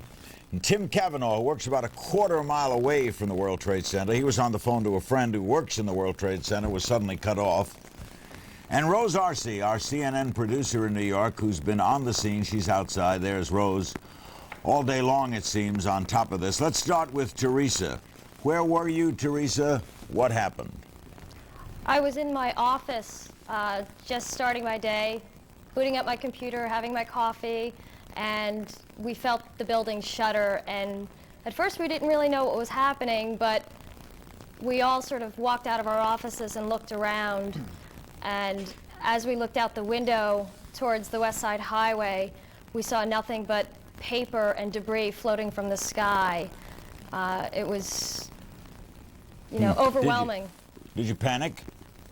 Actually, we didn't. There were a lot of people in my office that were in the 93 bombing, so everyone just sort of decided to leave, and everybody left in an orderly fashion via the stairs. And it was very orderly. In fact, everybody was really calm. So we were fortunate in that regard. Now, is it true, Teresa, when you were outside, they told you it was okay to go back in? No, actually, what happened was we were in the stairwell. I was on the 9th floor, and there was an announcement on the PA system that basically said that There was an incident in One World Trade, but that Two World Trade was okay, and that you could return to your offices. It was okay. And at that point, a few coworkers and I jumped on the elevator, and we thought for a moment about going back up, then thought better of it, and decided to go down. And at that point, we had no clue what was happening with One World Trade or Two World Trade. And when we got out to the street, it was just pandemonium. Teresa, do you know why you didn't go back up despite the fact the announcement said you could? Well, you know, it just seemed like there was so much going on, and we felt that it would be better, as everyone was exiting the building already, to just gather with everybody from my firm on the concourse level. So it just seemed like the sensible thing to do at the time, and in retrospect, you know, probably saved a lot of lives. Good instinct. Bill Heitman worked in World Trade Center 1, the first building hit. He was working on the 81st floor. What was happening? And you were also in the 93, right, Bill? Yes, I was. Yeah. What happened at the moment of impact? Where were you? What happened? At the moment of impact, I was knocked out of my chair, and we just briefly panicked and headed towards the middle of the floor to get away from the windows. And then we headed for the stairwell and started heading down from the 81st floor in an orderly fashion. And aside from some people that were suffering from asthma, and some injured, it was actually well-spirited going down, you know, until we started getting down to the 30s and the 40s. Then what? And the firemen started passing us and were collapsing on the stairs. The firemen were collapsing? Yes, just from the loads they were carrying, the oxygen tanks, the hoses. It was really bad. It was tough to see these guys. Did you say to yourself, "Here we go again"? Yes, I did. But at this particular point, it didn't seem like it was a bombing, and after the initial crash going down, it seemed like the worst of it was over. And you did or did not know it was a plane? We had heard when we were in the stairwell. Probably it took a total of an hour for me and the people that I was to get downstairs. We had heard when we were about halfway down that a plane some kind of plane had hit, but at that point we thought it was small, a helicopter, a small craft airplane. As soon as you got out, what did you do? I beg your pardon? When you got out of the building, what did you do? Did you hang around or take off? As soon as we got down to the lobby level, I myself was actually surprised at the damage that there was to the concourse level of the Trade Center. I thought at that point the condition would look not as damaged, but as soon as we got downstairs, we were walking in ankle-deep water, and there seemed to be this an urgency to just get us out of the building, where I thought that people were just going to be directed to like triage units or something. But once I stepped outside onto the street, there was something really wrong, and that's when I think the fear of the buildings collapsing really became apparent. And I had only been out of the building less than a minute when tower number 2 came down. Oh boy. John Ivarone, you work at the World Trade Financial Center. That's next door. What did you see? Where were you? I was coming back from a coffee break, walked onto our trading desk and saw, everyone watching the TV monitors, which was, I didn't know what the heck was going on. I thought the market was going to go crazy or something. And then someone told me that a plane crashed into the World Trade Center. It sounded like a boom. It sounded like actually a big bomb, and that, everyone was just calm at first, but a couple of my traders ran by me, went immediately down the stairwell and started evacuating. I just followed them, went down to the right by the seaport, seaport area, right by the World Financial Center, and you could just see it. It was just smoke was billowing out. The booms you felt, John, were from the second plane, right?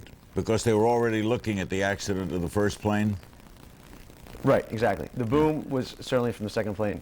But I mean, it was amazing. It was just standing across the street, because my building is right across the street from the World Trade Center.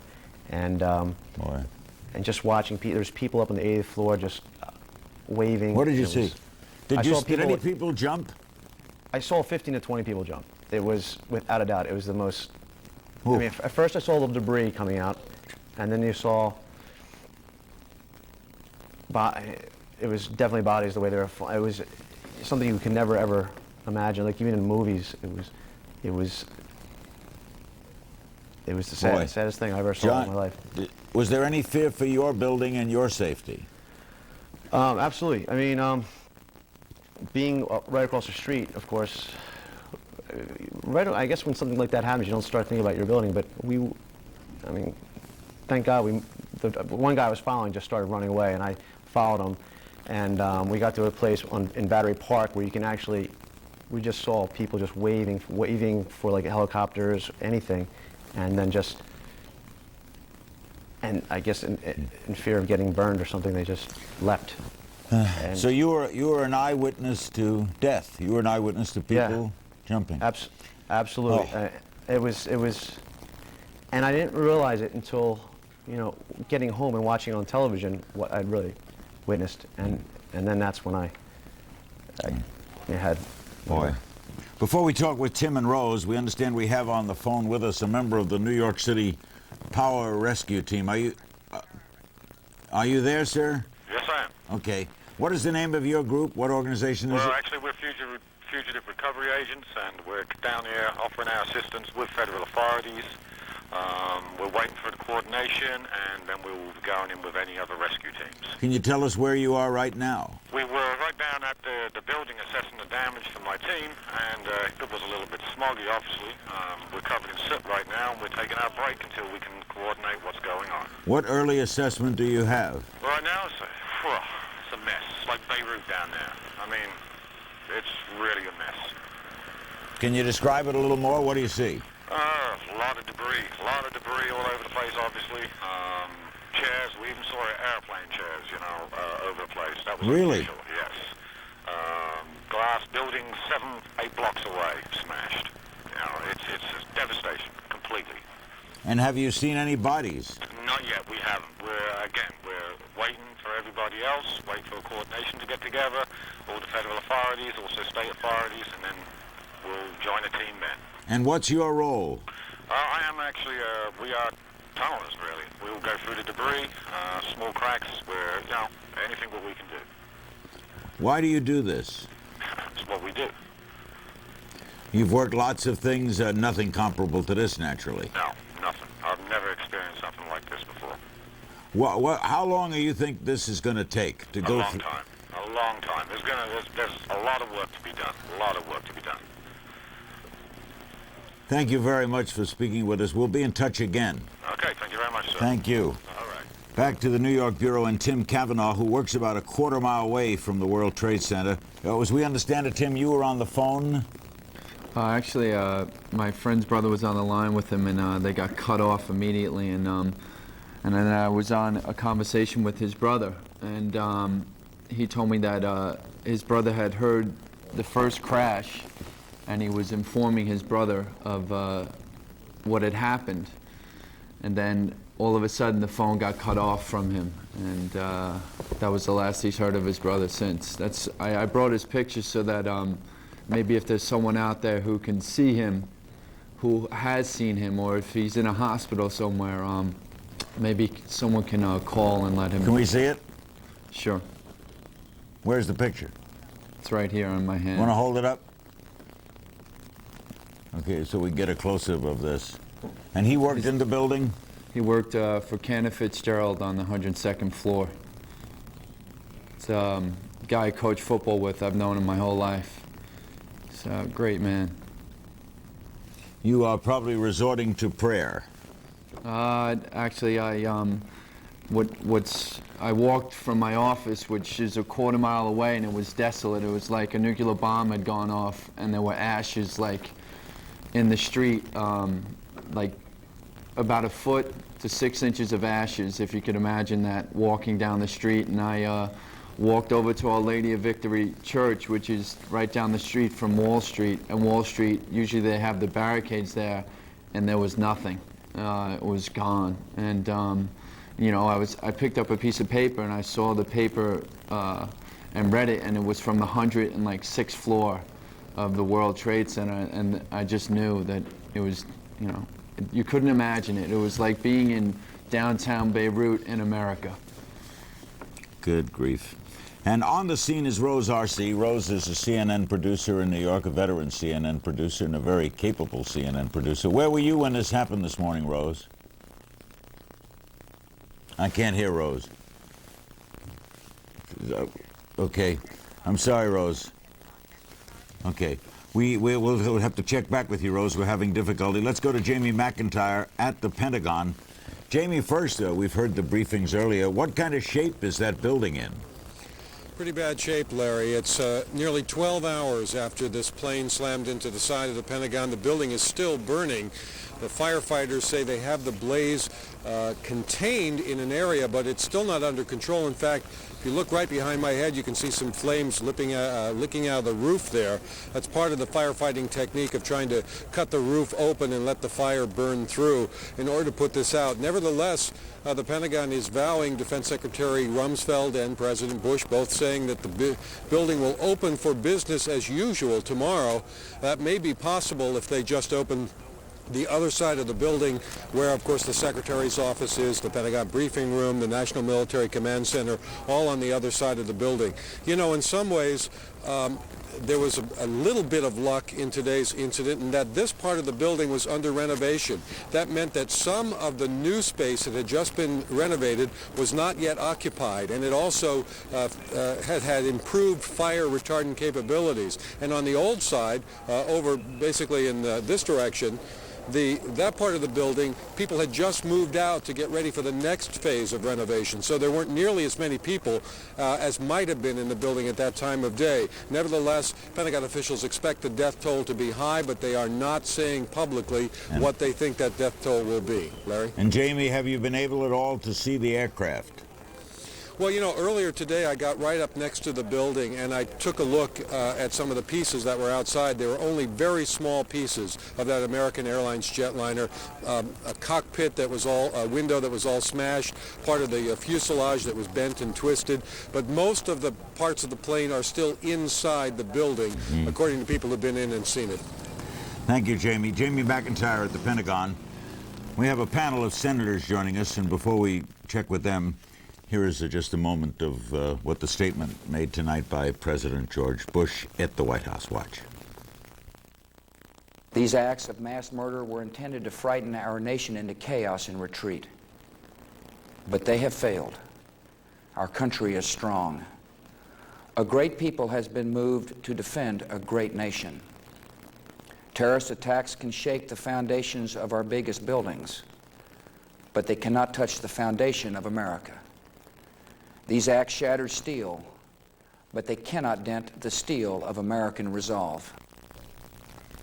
We'll be hearing in a while from a terrorist expert, an aviation expert. We'll also be hearing from the former Secretary of Defense, William Cohen, and we'll be checking with others. But right now, a panel of 4 distinguished senators have joined us in Washington. They are Senator John Warner, Republican of Virginia, ranking member of the Armed Services Committee. Senator John Kerry, Democrat of Massachusetts, a member of the Foreign Relations Committee, including the Subcommittee on International Operations and Terrorism. Senator Dianne Feinstein, Democrat of California, member of the Select Intelligence Committee. She's chairing the Judiciary Committee Subcommittee on Technology, Terrorism, and Government Information. And Senator Fred Thompson, Republican of Tennessee, a member of the Select Intelligence Committee, a ranking member of Governmental Affairs. We'll start with Senator Warner. Was this a failure of information techniques tonight and today, Senator? Well, Larry, I spent much of the afternoon with the Secretary of Defense and the Chairman of the Joint Chiefs of Staff, and indeed had an opportunity to talk with the President from the Pentagon. That we assess tomorrow. Tonight, we grieve for those who've lost their lives, the wounded, their families, and we look upon this as the greatest tragedy in the history of our country. but also one of its finest hours, when we've seen this country come together like never before, whether it's the firemen or the rescue operators or the military all over the world, and we stand with one voice being spoken by our president, and he did very well tonight. Senator Kerry, did your committee on international operations and terrorism ever actually fear something like this? Absolutely, absolutely. But let me join John, and I know all my colleagues, in just expressing, I mean, I think all of us here in Washington are feeling in very personal ways the loss of what's happened here. I know that I had one friend I know of already on that plane from Boston, and I dread the learning of perhaps others, but for thousands of families tonight, there is just a huge loss, and I think in every American there's a sense of, there's a fury, an intense burning fury about this, and a determination to do what is right about it. We have always known this could happen. We've warned about it, we've talked about it. I regret to say, I served on the Intelligence Committee up until last year. I can remember after the bombings of the embassies, after TWA 800, we went through this flurry of activity talking about it, but not really doing the hard work of responding. We need to do that now, and I'm confident that the size of this, the nature of this loss, and the nature of this attack are going to motivate everybody to come together to do that. And I think that's imperative. And we also, I think, Larry, I was heartened by the President's comments tonight, need to make certain that those countries that sponsor terrorism, that support it, that harbor these fugitives, are as much a part of the problem as those who engage in the terrorist act themselves. And we need to make certain as a country we respond to that boldly and bravely, and not recklessly, but boldly. Senator Feinstein, what are the next few days going to be like? There's going to be opinions from, what's your read on what's next? Oh, I think there are many of us that feel that this was an act of war against the United States, that its loss is our human loss is going to be extreme, that the deviltry, the cunning, and the evil behind the act is extraordinary, and that we need to respond, and that America needs to come together with a unity and a purpose and respond.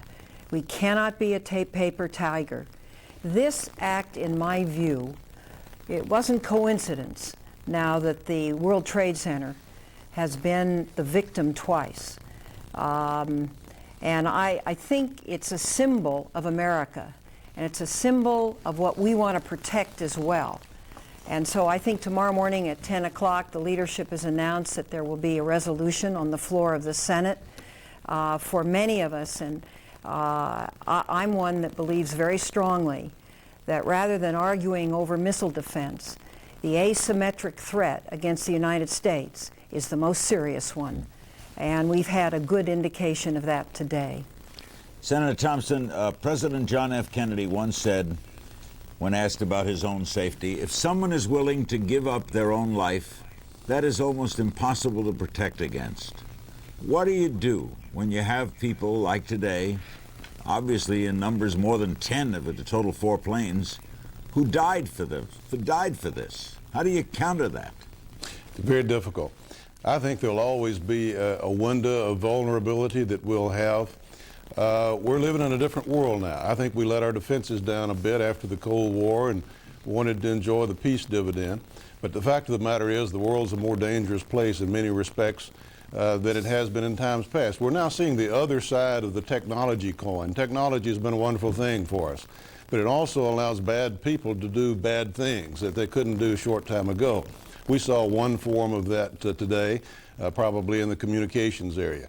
There are several other threats out there, though. The missile threat is one of them. It is real. The cyber terrorism that could shut down our computers and our communication networks and our transportation system and all that is very real. We simply have to get about implementing the policies, appropriating the funds necessary to address these across the board.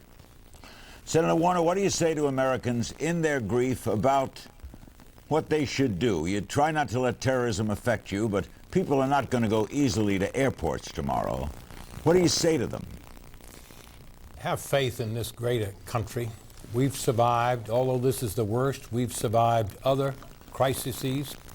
I see tonight in Washington among my colleagues, we're no longer Democrat, Republican. We're united as a Congress behind our president, and we're going to take every step.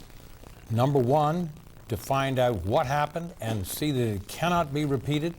And secondly, we're a nation under the rule of law, but we will relentlessly pursue and hold accountable those who perpetrated this crime against our citizens.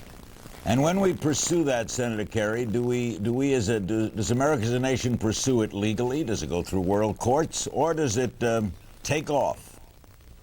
There are three ways to pursue it, Larry. One is multilaterally, which takes more time. That's the way George Bush, the father, did it in the Gulf War. You can do it bilaterally, you and another nation. You can reach an agreement, you can work together. And you can do it unilaterally when the circumstances call for it. I personally believe this is a circumstance because of the nature of it. As Diane said, as many have said today, this is an act of war. The difficulty is, unlike Pearl Harbor, this is a stealth enemy.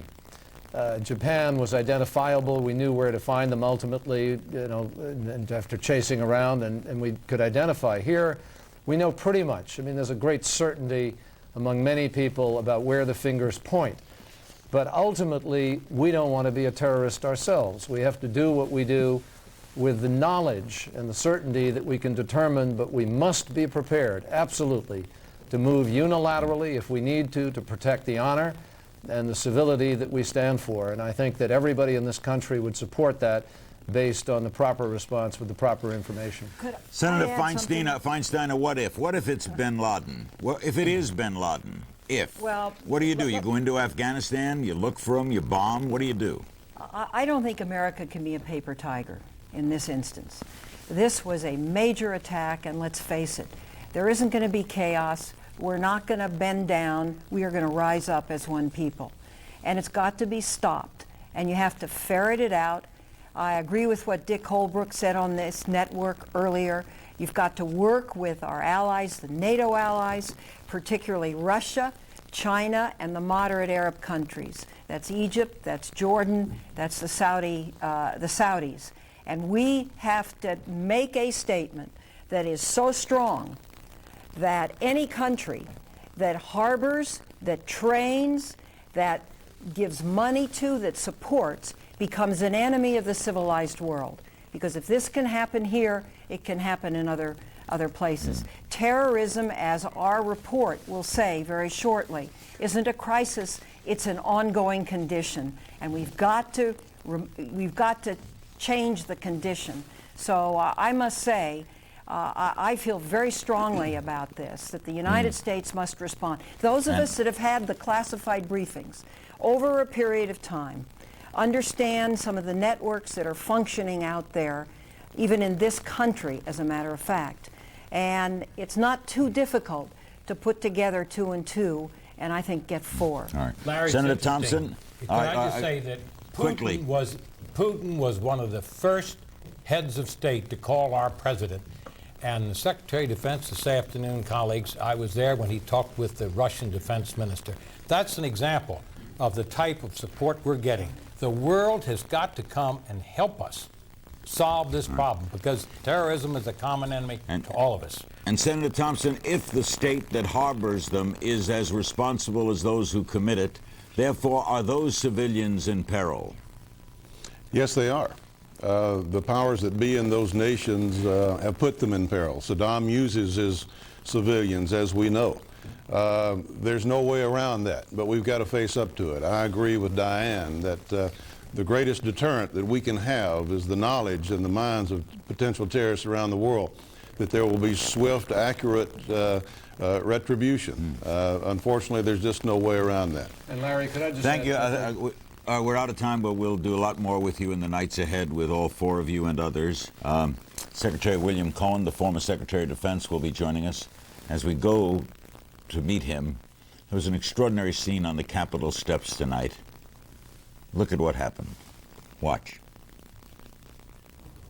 As the representatives of the people, We are here to declare that our resolve has not been weakened by these horrific and cowardly acts. Congress will convene tomorrow